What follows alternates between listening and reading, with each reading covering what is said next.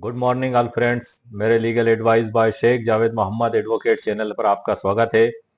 भारतीय न्याय संहिता 2023 की धारा 2 में पुरुष की परिभाषा, जिसको हम मेल की डेफिनेशन कहते हैं, आज के वीडियो में इस पे चर्चा करेंगे। इससे पहले हमने फीमेल की डेफिनेशन पे चर्चा की थी और कुछ और टॉपिकों पे इसी पे चर्चा की थी। चूंकि धारा 2 में कुल 39 परिभाषाएं दी गई हैं और 39 परिभाषाओं में जो पहले की जो धाराएं हैं उन पे मैं वीडियो बना चुका हूं। उनका संक्षिप्त में नाम आपको पढ़ के बता देता हूं, तो आपकी यदि आपको आवश्यकता हो तो आप मेरे चैनल पर उन वीडियो को आसानी से ढूंढ सकते हैं। नंबर 1 है, सर आप देख रहे हैं बुक 1 जुलाई 2024 को लागू हुई है। इसमें कुल एक लगायत 358 धाराएं हैं और उसमें जो पुरुष की डेफिनेशन दी गई है वो बताया है कि पुरुष में किसी भी आयु का मानव नर अभिप्रेत है। ये बुक के अंदर डेफिनेशन लिखी हुई है। इंग्लिश में इसको लिखा गया है, man means male human beings of any as, मतलब किसी भी आयु का जो पुरुष है, व्यक्ति है, वो चाहे 10 साल का बच्चा हो चाहे 60 साल का बुजुर्ग हो, उन सबको पुरुष की डेफिनेशंस में बताया गया है। इसमें जो मैंने एक ई बुक भी आपको बताया था, पिछली वीडियो में भी तैयार की है, उस ई बुक की डिस्क्रिप्शन में लिंक में कॉपी पेस्ट कर दूंगा। यदि आपको आवश्यकता हो तो आप उसको वहां से खरीद सकते हैं।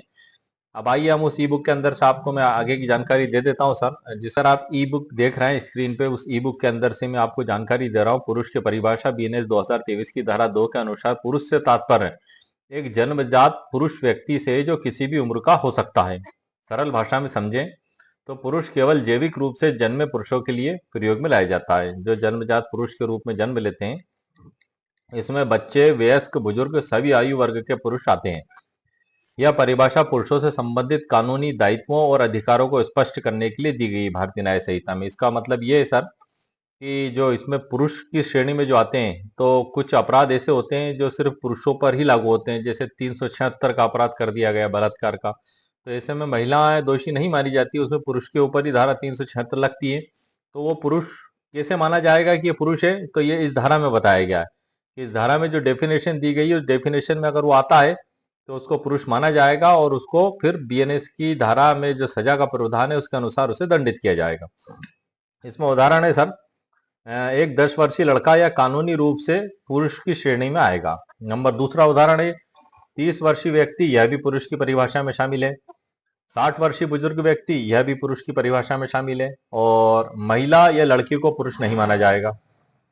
किसी कानूनी दस्तावेज में पुरुष लिखा हो और कोई महिला दावा करे कि इसमें शामिल है, तो यह गलत है, क्योंकि दस्तावेज में तो पुरुष लिखा हुआ, महिला कहती है कि ये वही है, तो वो नहीं माना जाएगा, क्योंकि वो महिला है और महिला की डेफिनेशन भी बीएनएस में दी गई है और पुरुष की भी दी गई है। तो इस प्रकार से ये परिभाषाएं इसमें इसीलिए बताई गई हैं ताकि दोनों को अलग अलग परिभाषित किया जा सके। पुरुष की कानूनी महत्व, कानूनी प्रावधानों में पुरुष की जिम्मेदारी और अधिकार निर्धारित होते हैं कानून में सर।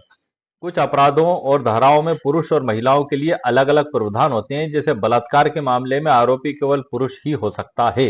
जैसा कि मैंने आपको बताया, अग्रेसिव पुरुष को ही माना जाता है, दंडित पुरुष को ही किया जाता है, उसमें महिलाओं को नहीं। तो अब इसमें पहचान ही अगर नहीं होगी बीएनएस में कि कौन को पुरुष को कैसे पहचाना जाएगा और महिला को कैसे पहचाना जाएगा, तो फिर भला सजा कैसे दी जाएगी सर। इसलिए बीएनएस में यह परिभाषित कर दिया गया है कि पुरुष किसे माना जाएगा और महिला किसे माना जाएगा। उत्तराधिकार, विवाह और दायित्व में पुरुष शब्द का स्पष्ट कानूनी प्रभाव होता है। इसमें भी सर उत्तराधिकार अधिनियम में भी वसीयत हुए और अन्य दस्तावेज हैं, उसमें भी सबका अलग अलग महत्व इसमें जरूर ये डिफाइन करना। उसमें एक उदाहरण है सर, रामू 17 साल का था लेकिन उसने एक अपराध कर दिया। जब उसे अदालत में पेश किया गया तो न्यायाधीश ने कहा यह पुरुष की श्रेणी में आता है, इसलिए इसे कानून के तहत दंड मिलेगा। 17 साल का था तो पुरुष के अनुसार जो धाराएं दी गई उसमें उसको दंड